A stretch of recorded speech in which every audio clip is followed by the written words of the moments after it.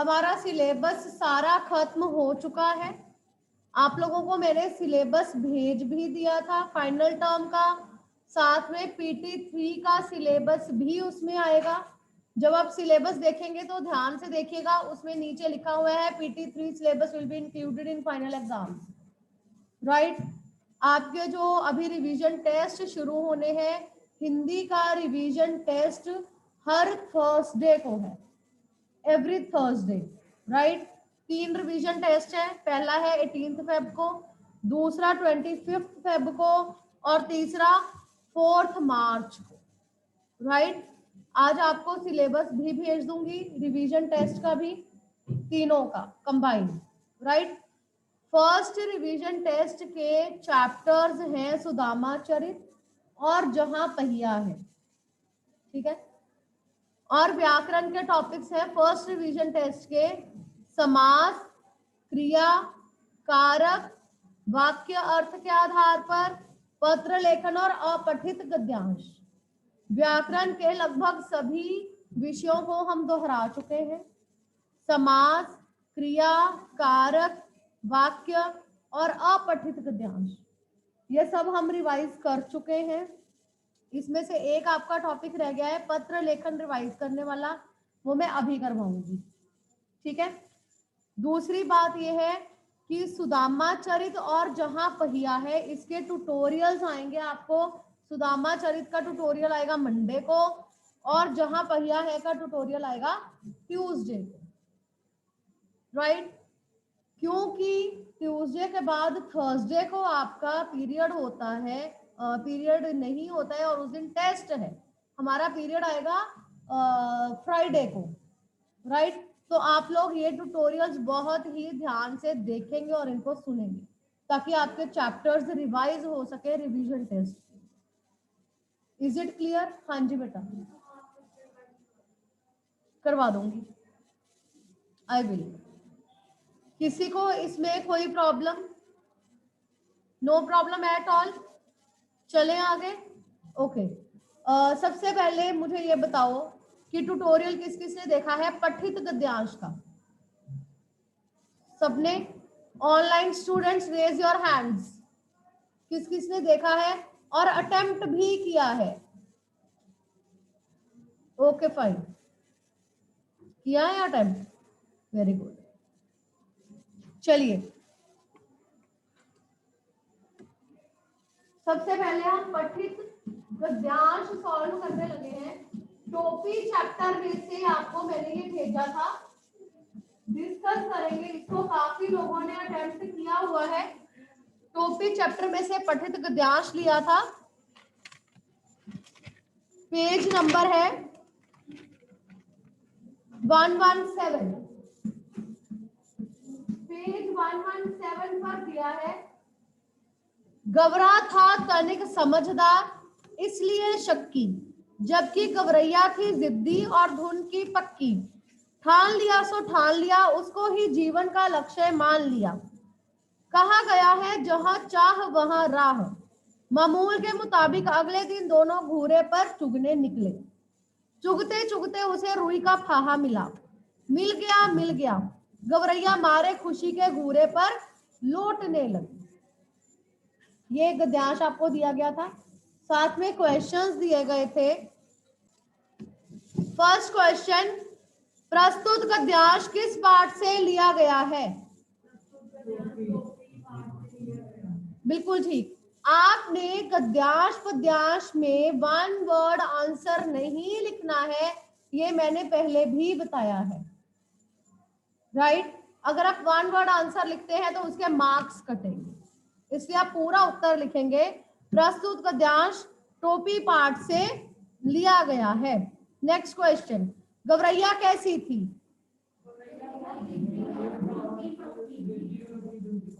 गवरैया जिद्दी और धुन की पक्की थी। गवरे का व्यक्तित्व कैसा था? Raise your hands.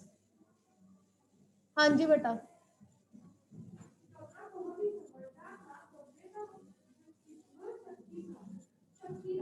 व्यक्तित्व लिखने की जरूरत नहीं होती, व्यक्तित्व का मतलब होता है पर्सनालिटी, ठीक है। तो आपको उत्तर में व्यक्तित्व शब्द लिखने की जरूरत नहीं है, अब सिंपल लिखेंगे, गवरा समझदार और शक्की था, राइट। गवरैया को क्या मिला? हाँ जी बेटा, गवरैया को रुई का फाहा मिला। खुशी के मारे गवरैया कहाँ लौटने लगी? खुशी के मारे गवरैया घूरे पर लौटने लगी। चबूतरा सा बना होता है, जो बिल्डिंग होती है ना, कोई बिल्डिंग के ऊपर का हिस्सा साइड पे, जो सामने छज्जा सा जिसको आप कह सकते हो, जो बना होता है, ठीक है। चलिए आगे हम बेटा पत्र लेखन रिवाइज करने वाले हैं आज। कॉपीज निकालो।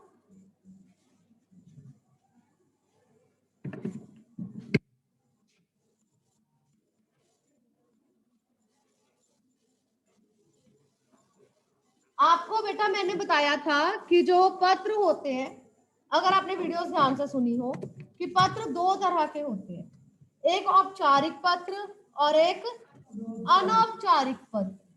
औपचारिक पत्र यानी कि फॉर्मल लेटर्स, जिसे किसी अधिकारी को लिखा जाता है, प्रधानाचार्य जी को लिखा जाता है, और एक है अनौपचारिक पत्र। अनौपचारिक पत्र जो हम सगे संबंधियों को लिखते हैं या मित्रों को लिखते हैं, ठीक है। सगे संबंधी मतलब रिश्तेदार, या मित्रों को लिखते हैं, राइट। आज हम औपचारिक और अनौपचारिक दोनों का फॉर्मेट डिस्कस करेंगे कि कैसे इसका फॉर्मेट लिखा जाना चाहिए, ओके। अगर हम किसी बैंक अधिकारी को पत्र लिखते हैं, बैंक अधिकारी को या संपादक को पत्र, तो ये किस कैटेगरी के पत्र होते हैं? औपचारिक, राइट। पत्र लिखते हुए हमें कुछ बातों का ध्यान रखना चाहिए। कौन सी बातों का ध्यान रखना चाहिए? सबसे पहली बात होती है प्रारूप। प्रारूप मतलब फॉर्मेट। उसका फॉर्मेट बिल्कुल ठीक होना चाहिए, राइट। उसके बाद नेक्स्ट विषय वस्तु।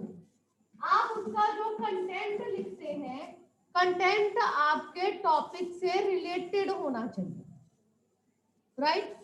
जो भी कंटेंट लिखे उससे रिलेटेड होना चाहिए। नेक्स्ट वाक्य निर्माण। वाक्य निर्माण मतलब सेंटेंस फॉर्मेशन। बहुत बार हम सेंटेंस फॉर्मेशन में गड़बड़ कर देते हैं। सेंटेंस फॉर्मेशन चाहे सिंपल रखो, लेकिन वो सटीक होना चाहिए, बिल्कुल ठीक होना चाहिए। नेक्स्ट इज भाषा। हिंदी भाषा के शब्दों का ही प्रयोग किया जाना चाहिए, ओके। कई बार हमें शब्द समझ में नहीं आते, हम अंग्रेजी भाषा के या पंजाबी भाषा के शब्द लिख देते हैं, वो गलत है। हमें हिंदी भाषा के शब्दों का ही प्रयोग करना है। नेक्स्ट इज शब्दावली। शब्दावली मतलब वोकैबुलरी। अब तक आपकी वोकैबुलरी काफी एनरिच हो चुकी है क्लास 8 तक आते आते, तो आप नए शब्दों का प्रयोग कर सकते हैं, राइट। लेकिन शब्दों का प्रयोग बहुत ही समझ और सोच के साथ करना है कि इस शब्द का प्रयोग यहाँ पर हो सकता है या नहीं हो सकता। उसके लिए बेस्ट वे है रीडिंग। जितनी ज्यादा आप रीडिंग करते हैं बुक्स की, उतना ही ज्यादा आपको पता चलता है कि ये शब्द यहाँ पर प्रयोग होगा या नहीं होगा, राइट। उसके बाद नेक्स्ट है वर्तनी। वर्तनी मतलब स्पेलिंग्स। स्पेलिंग्स लैंग्वेजेस में बहुत ज्यादा मैटर करते हैं। अब जब भी कोई भाषा लिखते हैं, हिंदी है, पंजाबी है, अंग्रेजी है, कुछ भी है, तो उसमें वर्तनी यानी स्पेलिंग्स बहुत ही मैटर करते हैं। आपकी वर्तनी की अशुद्धियां नहीं होनी चाहिए। अगर आप वर्तनी की अशुद्धियां करते हैं तो उसमें मार्क्स कटते हैं, राइट। अब हम डिस्कस करने जा रहे हैं बैंक अधिकारी या संपादक को अगर आपने पत्र लिखना है तो आप कैसे लिखें। सबसे पहली बात यह है कि आप जब भी पत्र लिखेंगे आपकी कॉपी में मार्जिन लाइन लगी होती है, मार्जिन लाइन के साथ लेफ्ट साइड से आप लिखना शुरू करते हैं, राइट, ऑलवेज, ठीक है। उसके बाद आपने बीच में कोई भी लाइन नहीं छोड़नी है। बहुत बार ये बच्चे पूछते मैम अब लाइन छोड़नी है, इसके बाद लाइन छोड़नी है, आपने कहीं भी कोई भी लाइन नहीं छोड़नी, राइट। उसके बाद नेक्स्ट बात जो आती है कॉमा और पूर्ण विराम। मैम कहाँ कॉमा लगना है, कहाँ नहीं लगना है। आपका जो ऊपर और नीचे का फॉर्मेट है उसमें कॉमास और पूर्ण विराम खत्म हो चुके हैं। आप कहीं पर भी कॉमा या पूर्ण विराम का प्रयोग नहीं करेंगे, राइट। कॉमा और पूर्ण विराम का प्रयोग सिर्फ कंटेंट में होगा, जो हम सेंटर पार्ट लिखते हैं, बॉडी ऑफ द लेटर, ठीक है, उसमें आप कॉमा और पूर्ण विराम का प्रयोग करेंगे। Is it clear everybody? ठीक है। संपादक को अगर हमने पत्र लिखना है, मुझे फॉर्मेट कौन बताएगा? संपादक को पत्र का फॉर्मेट,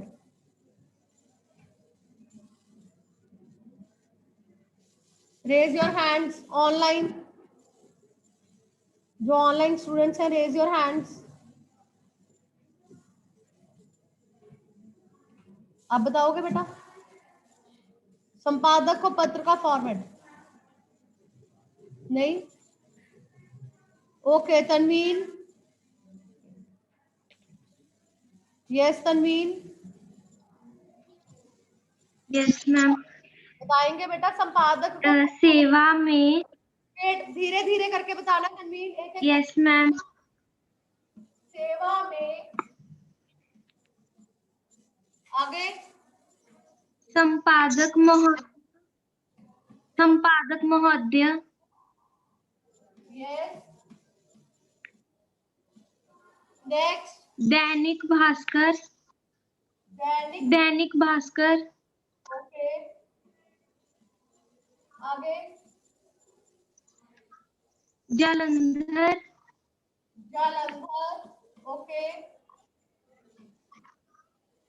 दिनांक, ओके, दिनांक आज है 13/2, ओके, आगे विषय, ओके, राइट, आगे श्रीमान जी, बेटा श्रीमान नहीं बोला, श्रीमान जी, ओके, नेक्स्ट। इसके बाद क्या आएगा? सविनीय निवेदन ये है, यह है कि, आगे उसका कंटेंट आएगा जो भी हमने लिखना है। उसके बाद धन्यवाद, नेक्स्ट प्रार्थी, नेक्स्ट डैश नाम,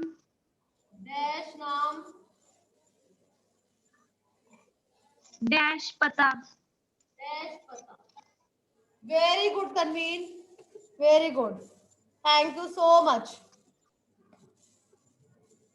जब भी हम औपचारिक पत्र में संपादक को पत्र लिखेंगे, ठीक है, जैसे हम इंग्लिश में लेटर लिखते हैं ना, टू द प्रिंसिपल, उसके बाद स्कूल का नाम, फिर सिटी, फिर डेट, फिर सब्जेक्ट, सेम थिंग सेवा में, टू जहां पे हम इंग्लिश में टू लगाते हैं वहां सेवा में संपादक महोदय, ठीक है।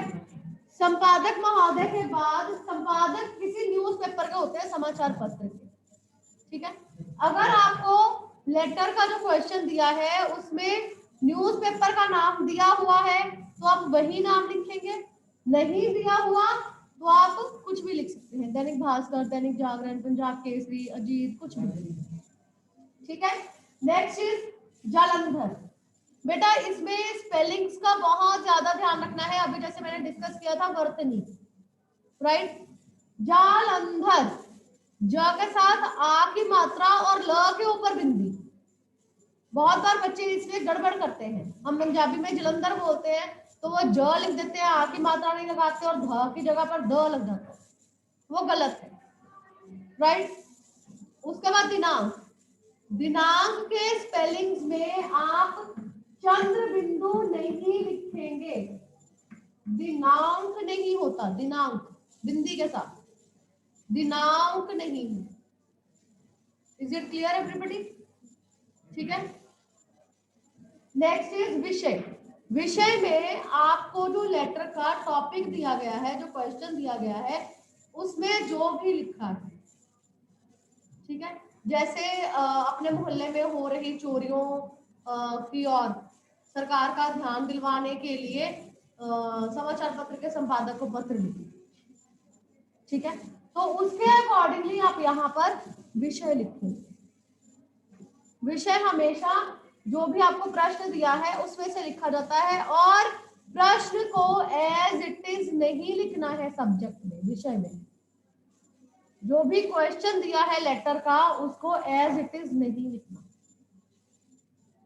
ठीक है। आप यहाँ पर विषय लिख सकते हैं जो भी अभी मैंने लेटर बोली थी उससे रिलेटेड, कि मोहल्ले में हो रही चोरियों की समस्या, इस तरह, ठीक है। छोटा सा विषय होता है, राइट। नेक्स्ट इज श्रीमान जी। श्रीमान अलग अलग नहीं है, एक ही है, श्रीमान जी। श्रीमान एक ही शब्द है, अलग अलग नहीं है। नेक्स्ट इज सविनय निवेदन यह है कि मैं डैश डैश मोहल्ले का निवासी हूँ, मैं आपका ध्यान अपने मोहल्ले में हो रही चोरियों की ओर दिलाना चाहता हूँ। या आप लिख सकते हैं मैं आपके समाचार पत्र के माध्यम से अपने मोहल्ले में बढ़ रही चोरियों की समस्या की ओर सरकार का ध्यान दिलाना चाहता हूँ, ठीक है। उसके बाद आप अपना कंटेंट लिखेंगे जो भी आप लिखना चाहते हैं। लास्ट में धन्यवाद। धन्यवाद के स्पेलिंग्स भी मोस्टली गलत लिख देते हैं बच्चे। धन्यवाद, ध आधा न य, धन्यवाद, इसमें न आधा है, ध आधा नहीं है, और य के साथ आ की मात्रा नहीं है। धन्यवाद, धन्यवाद नहीं लिखना, धन्यवाद। Is it clear? लास्ट प्रार्थी। प्रार्थी मतलब प्रार्थना करने वाला, जो भी कहना चाह रहे हो आप, योर सिंसियरली, राइट। प्रार्थी डैश नाम डैश पता, यहाँ आपने अपना नाम और अपना पता नहीं लिखना है, फॉर्मेट में ऐसे ही लिखा जाएगा, डैश नाम डैश पता। अगर क्वेश्चन में नाम लिखा फिर आप लिखोगे। अगर क्वेश्चन में आपको दिया हुआ है कि आप ये हैं और ये आप कहना चाहते हैं, तो आप नाम यहाँ पे लिखेंगे, फिर आप डैश नाम नहीं लिखेंगे, फिर आप सीधा नाम लिखेंगे और डैश पता। पता तो उसमें दिया नहीं होगा, ठीक है। अगर नाम नहीं दिया हुआ तो डैश नाम डैश पता। Is it clear? ऐसे ही अगर आपने बैंक अधिकारी को लिखना है, बैंक अधिकारी को पत्र लिखने के लिए भी फॉर्मेट सेम रहेगा, सिर्फ यहाँ पर चेंज होगा, संपादक महोदय की जगह पर बैंक अधिकारी, ठीक है। अगर बैंक का नाम दिया हुआ है तो आप यहाँ पर बैंक का नाम लिख सकते हैं, otherwise you will write dash dash bank. Okay, ये फॉर्मेट रहेगा, you can note it down.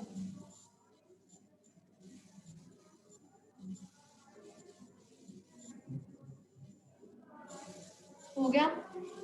Okay, ये है औपचारिक पत्र, जब हमने बैंक अधिकारी या संपादक को पत्र लिखना हो। इसके बाद अब हम डिस्कस करेंगे अनौपचारिक पत्र, राइट। अनौपचारिक पत्र कौन से हैं?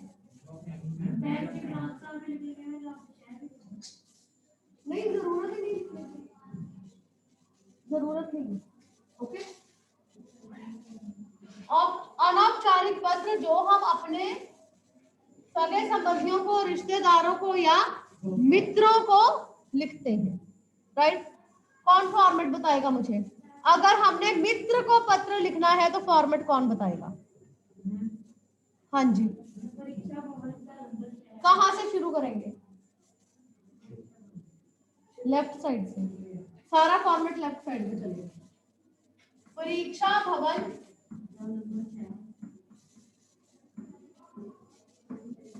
जालंधर शहर, जालंधर शहर लिखो या जालंधर लिखो, एक ही बात।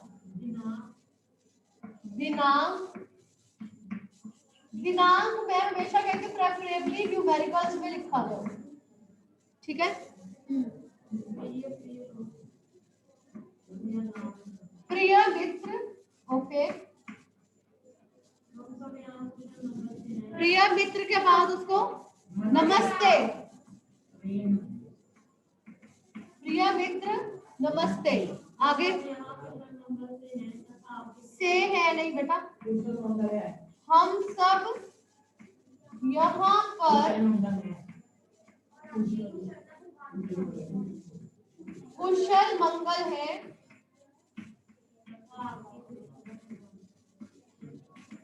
तथा आपकी कुशलता शुभ चाहते हैं, तथा आपकी कुशलता शुभ चाहते हैं। हाँ, फिर आप शुरू करेंगे। आगे समाचार यह है कि, उसके बाद कंटेंट जो भी आपने लिखना है, लास्ट में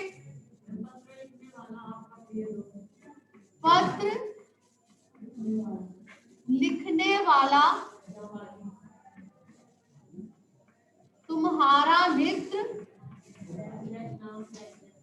डैश नाम डैश पता, राइट। परीक्षा भवन जालंधर, दिनांक, प्रिय मित्र नमस्ते, हम सब यहाँ पर कुशल हैं तथा आपकी कुशलता शुभ चाहते हैं। पत्र लिखने वाला, अगर ऊपर आपका लिखा है तो नीचे भी आपका मित्र, फिर आप सारा पत्र आपकी फॉर्म में लिखेंगे, ठीक है। अगर ऊपर लिखा है तुम्हारी कुशलता शुभ चाहते हैं तो फिर यहाँ पर तुम करके संबोधित करके पत्र लिखेंगे और नीचे भी तुम्हारा लिखेंगे, ओके। नोट डाउन किया आपने?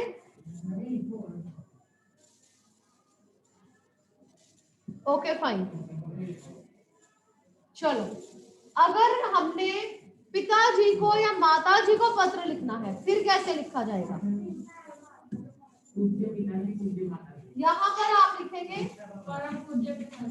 पूज्य पिताजी या पूज्या माताजी, ओके। हाँ जी, हाँ जी, ठीक है। पूजनीय, पूजनीय, ओके। पूज्य में आधा ज, पूजनीय में पूरा ज, राइट। हम सब यहाँ पर कुशल हैं तथा आपकी कुशलता शुभ चाहते हैं। उसके बाद आप कंटेंट लिखेंगे। देन पत्र लिखने वाला, अब यहाँ पर क्या आ जाएगा? पत्र लिखने वाला या पत्र लिखने वाली आपका बेटा या आपकी बेटी, डैश नाम डैश पता, राइट। अगर आप बुआ जी को पत्र लिखते हैं, बुआ जी को पत्र लिखेंगे तो आपका यहाँ पर चेंज हो जाएगा, आपका भतीजा, ओके।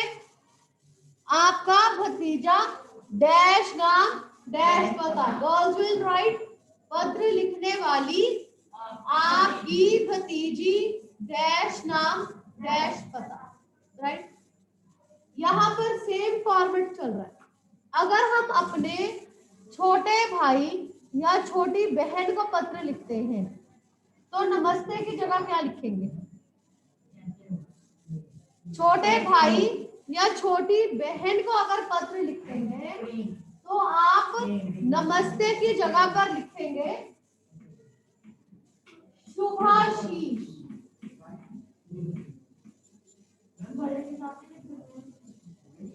शुभाशीष का मतलब होता है आशीर्वाद, राइट। जब आप अपने मित्र को पत्र लिखते हैं या अपने से बड़ों को पत्र लिखते हैं तो आप लिखेंगे नमस्ते।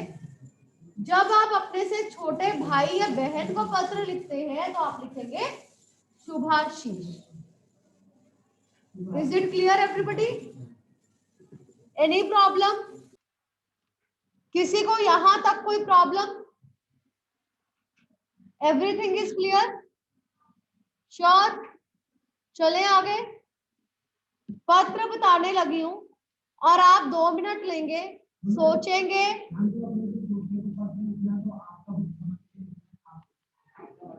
ओके, अगर आपने यहाँ पर पत्र छोटे भाई या छोटी बहन को लिखना है तो यहाँ लिखोगे तुम्हारा भाई।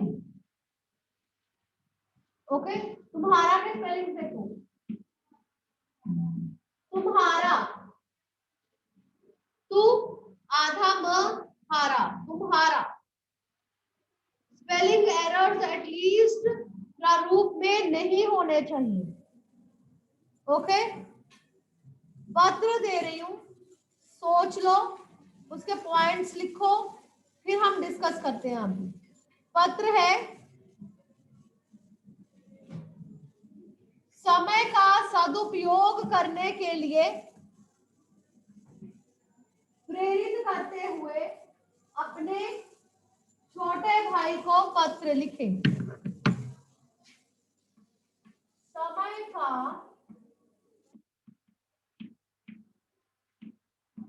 सदुपयोग करते हुए करने के लिए प्रेरित करते हुए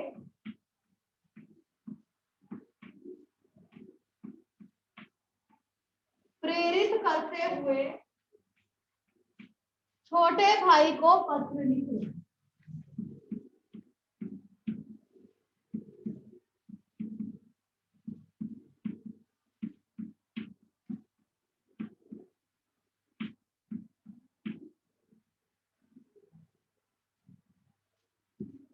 दो मिनट दे रही हूँ, जल्दी से सोचो और उसके पॉइंट्स मुझे बताओ कि इस पत्र को कैसे लिखेंगे, उसमें क्या लिखेंगे।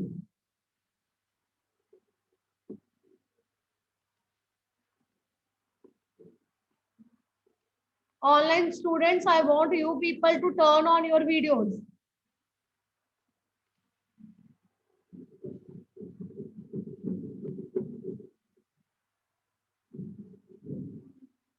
सिर्फ भवांश की वीडियो ऑन है। Only one student.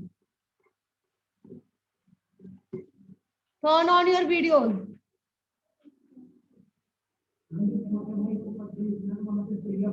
प्रिय भाई, छोटे भाई को जब पत्र लिखेंगे तो वहां लिखेंगे प्रिय भाई।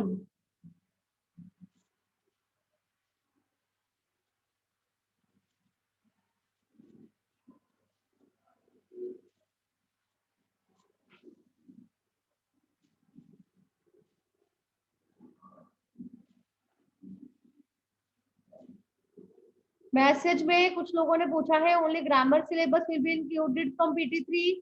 No, literature also. आपको जब मैं रिवीजन टेस्ट का सिलेबस भेजूंगी तो उसमें आपको पता चल जाएगा। PT3 का सारा सिलेबस है, लिटरेचर भी ग्रामर भी। ओके, सोच लिए पॉइंट? रेज योर हैंड्स जिसने सोच लिए हैं कैसे इसको लिखा जाएगा। सोच लिया? बताओ, बोलो। हाँ, हम सब यहाँ पर कुशल मंगल हैं। आशा है कि तुम भी ठीक हो गए या तुम्हारी कुशलता भगवान से शुभ चाहते हैं। कल ही माता जी का पत्र मिला जिसमें उन्होंने बताया कि तुम सारा समय खेल कूद में बिता देते हो और पढ़ाई की ओर ध्यान नहीं दे रहे हो और अपने मित्रों के संग पतंगबाजी में लगे रहते हो। प्रिय भाई, तुम्हें यह समझना चाहिए कि तुम्हारी परीक्षाएं आने वाली है। इस समय आप कोरोना को भी इसमें इंक्लूड कर सकते हो कि इस समय जब तुम्हें पता है कि रोजमर्रा की तरह स्कूल नहीं जा पाए हो, तुम्हारी घर पर ही पढ़ाई चल रही थी, ऐसे समय में तुम्हारी जिम्मेदारी बन जाती है कि तुम और अधिक पढ़ाई पर ध्यान दो। अपनी एक समय सूची या समय सारणी बनाओ जिसके अनुसार तुम पढ़ो। एक बार चला गया समय कभी भी वापस नहीं आता है। टाइम टेबल, समय सारणी मतलब टाइम टेबल। एक बार जो समय चला गया वह कभी वापस नहीं आएगा और इस समय को हमें संभाल लेना चाहिए। मुझे आशा है कि तुम्हें अधिक कुछ भी कहने की आवश्यकता नहीं पड़ेगी और तुम बहुत ही परिश्रम करोगे और परीक्षाओं में अच्छे अंक लेकर आओगे और माता पिता का नाम रोशन करोगे। माता पिता को मेरी ओर से नमस्ते कहना और तुम्हें बहुत बहुत प्यार। पत्र लिखने वाला तुम्हारा भाई डैश नाम डैश पता। ओके, इस तरह से हमें ये पत्र लिखने हैं।